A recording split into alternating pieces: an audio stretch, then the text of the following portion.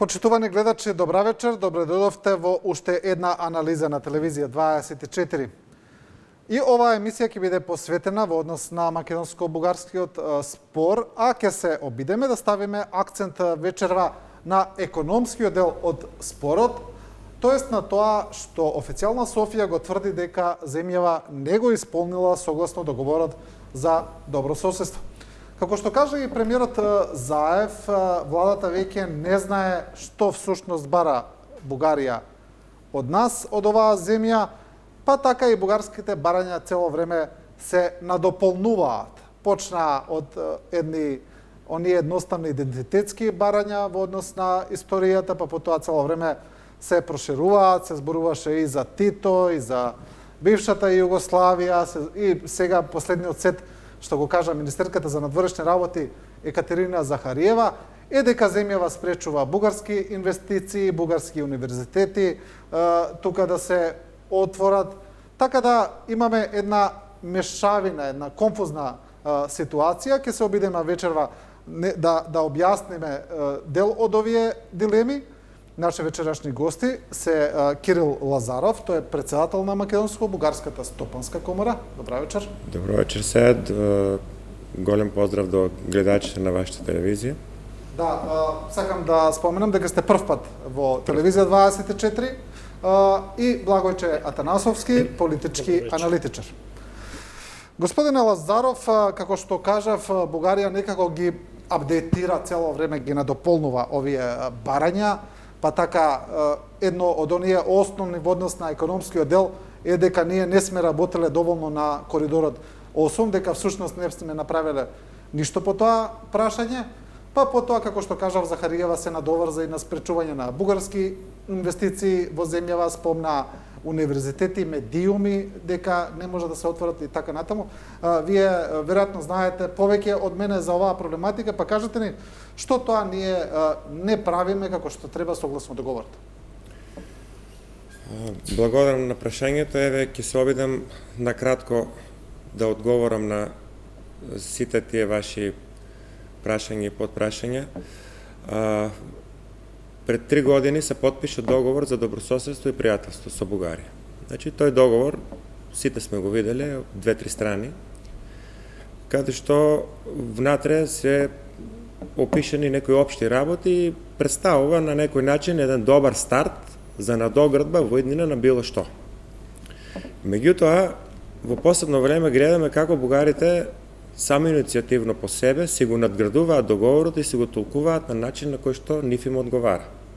Сега го спомнуваат дека не сме работели на коридорот 8.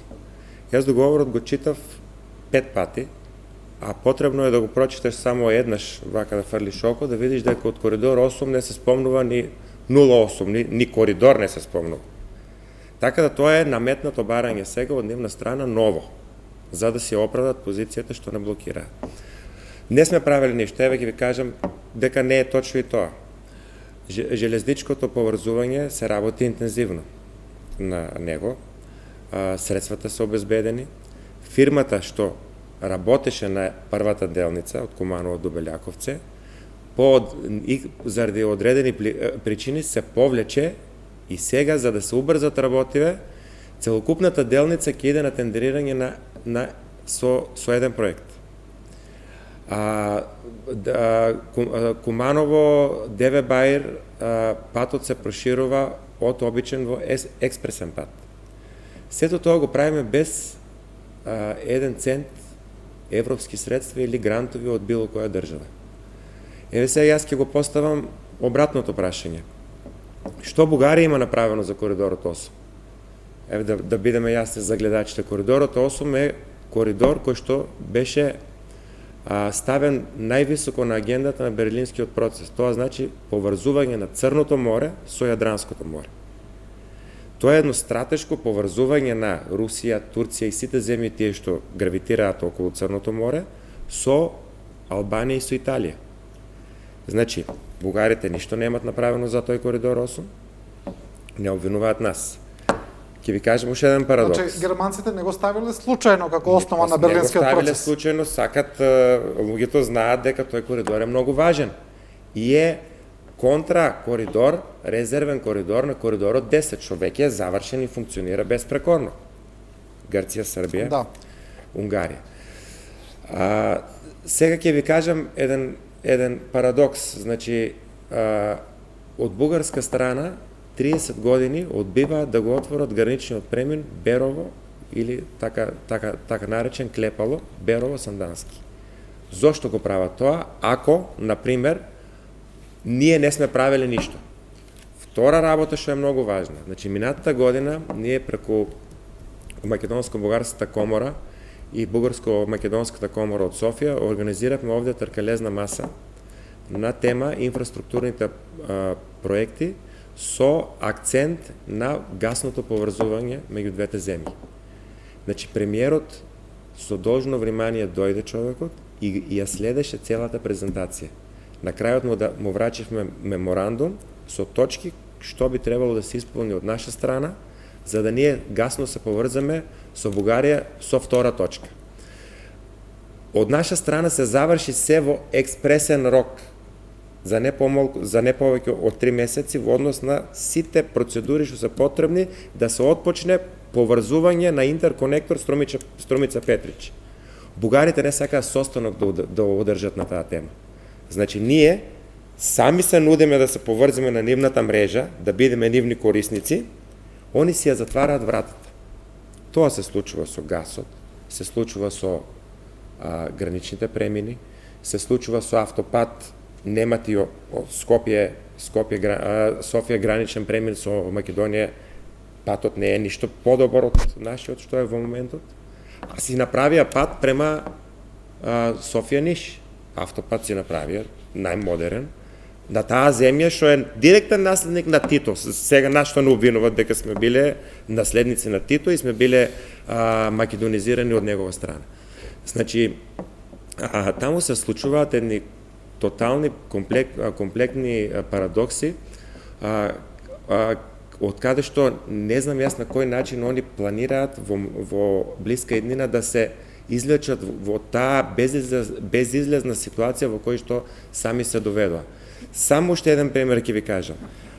Паралелно, одбивајќи преговори да се поврземе со гасните коридори, грците најавија дека ни чуват место кај Александрополис да не поврзат и дека многу брзо ќе има интерконектор со Македонија.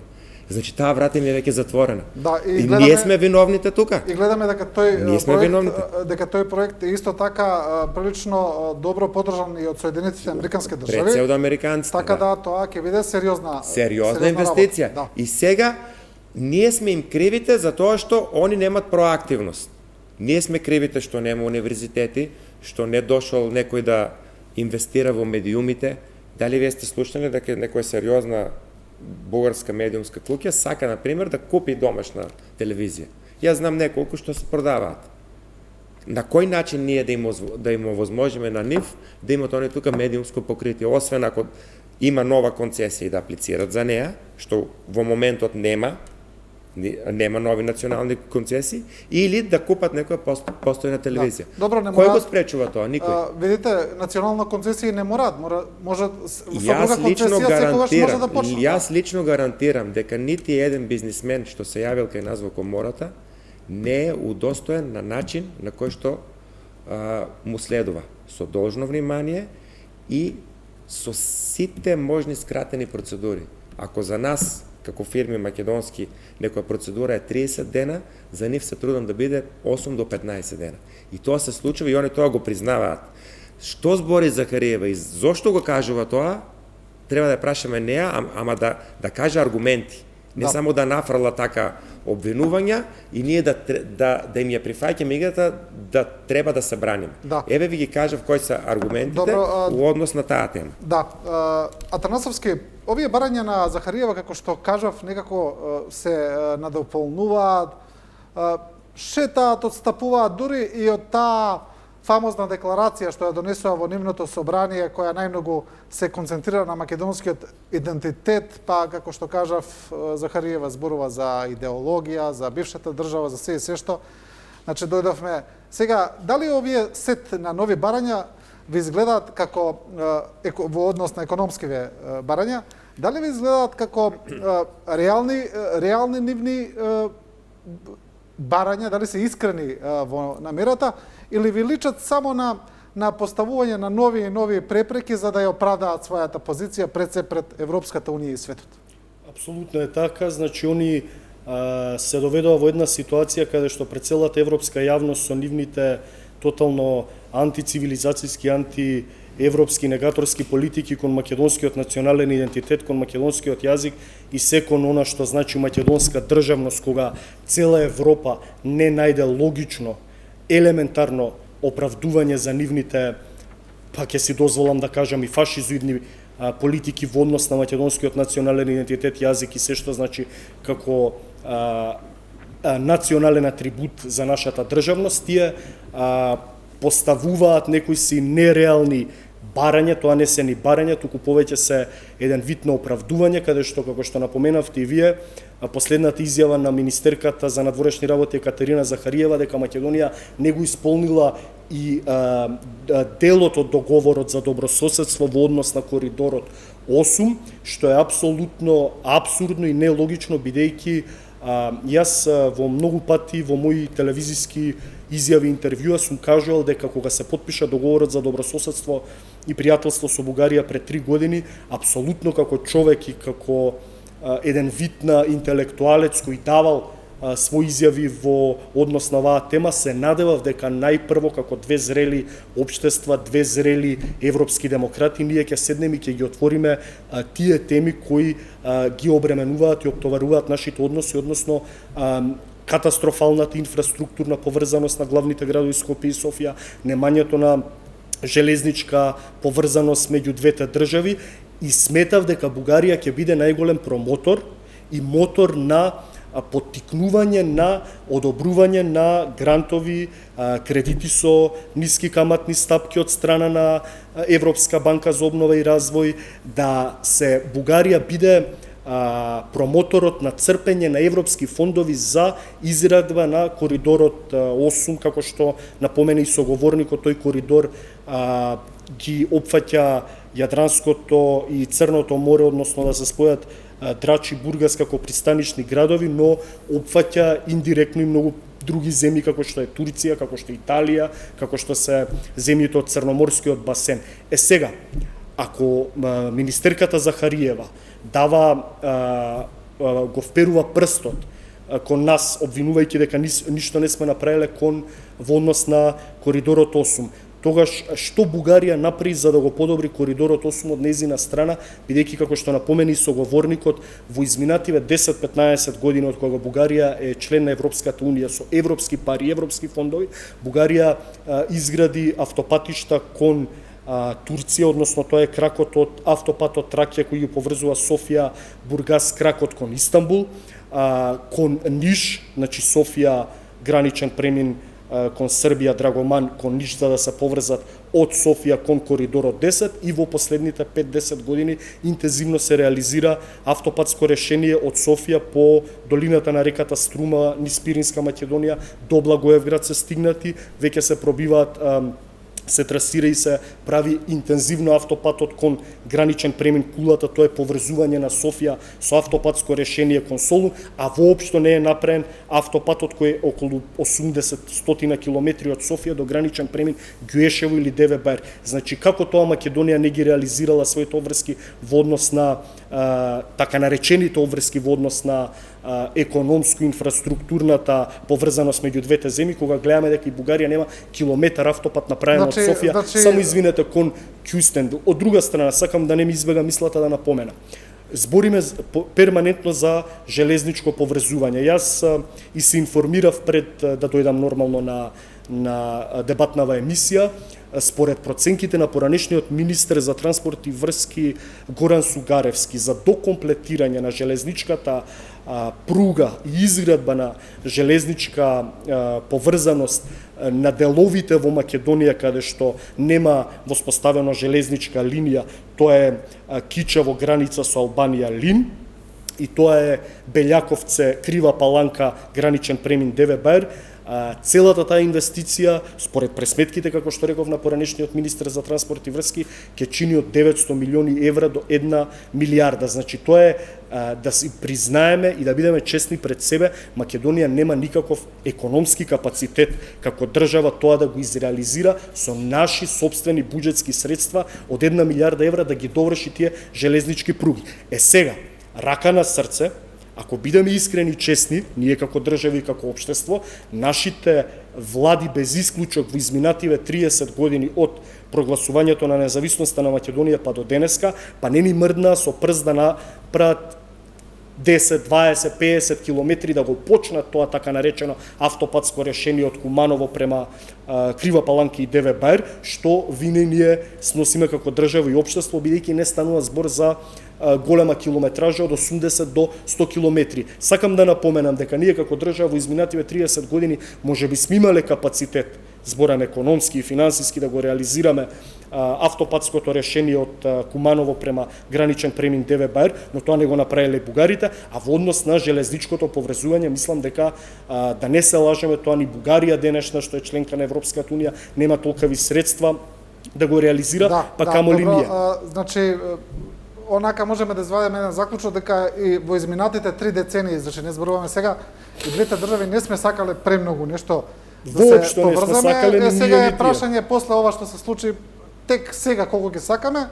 Сакам да ве прашам, господине Лазаров, во Бугарија во однос на трговската размена со Македонија е една од првите топ 10 држави, варира, значи горе-доле. Во земјава има дел нешто бугарски инвестиции, најмногу ми се чини дека е застапен банкарскиот сектор. Тука има најмногу.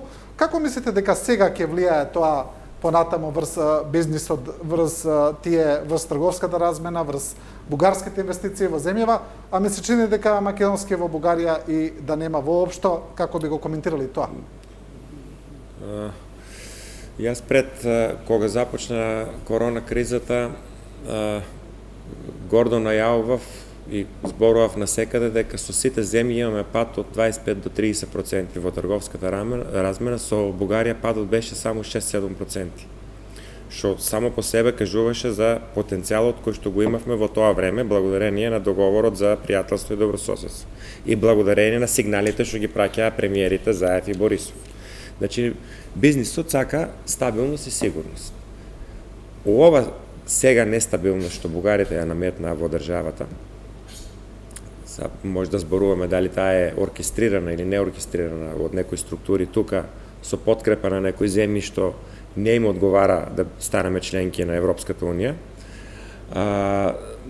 Секако дека ќе има пат на трговската размена. Оваа година се очекува да биде некаде околу 600 милиони долари. Радува фактот што трговската размена е избалансирана во однос на увоз и извоз. Со благ процент повеќе бугарите извезуваат кај нас, но трендот кој што беше почнат 20% секоја година раст, јас сум уведен дека сега ќе застане и ќе почне во надолен тренд да се движат сите бројки, доколку брзо не се реагира и не ја тргнат блокадата.